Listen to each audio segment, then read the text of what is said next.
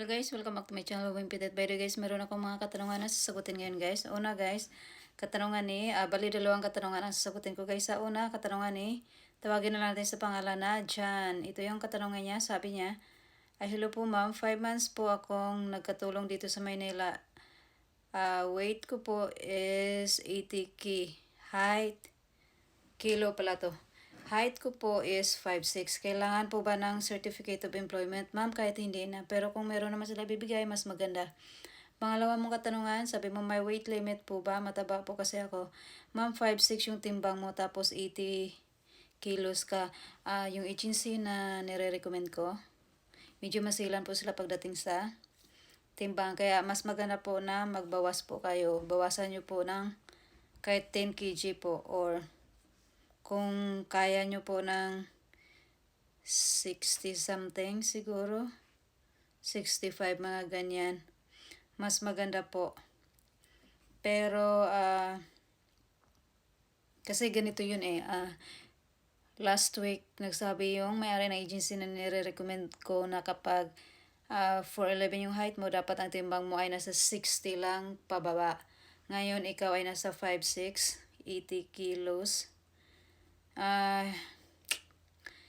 Mas maganda ma'am kung bawasan mo siya konti, pero para ma-make sure ko, message mo ako sa aking WhatsApp number.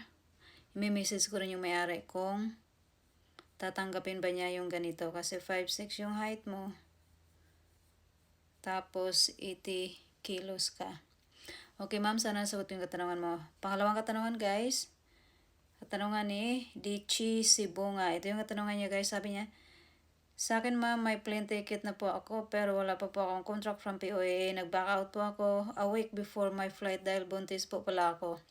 Tama po ba na pabayaran sa akin yung plane ticket? Thanks po. Pangalawang katanungan, paano ma'am kapag may plane ticket na pero nag-back out dahil nabuntis, babayaran ko din po ba yun? Ma'am, kung yung agency mo or yung employer mo na kapag nakagastos na or bumili na sila ng airplane ticket, yes ma'am, maaari pong sisingilin kayo nila kasi pera po nila yun. And paalala din po, agency is a business. Pero dapat kung meron man silang pababayaran, dapat yung may resibo lang, may resibo silang maipapakita sa inyo.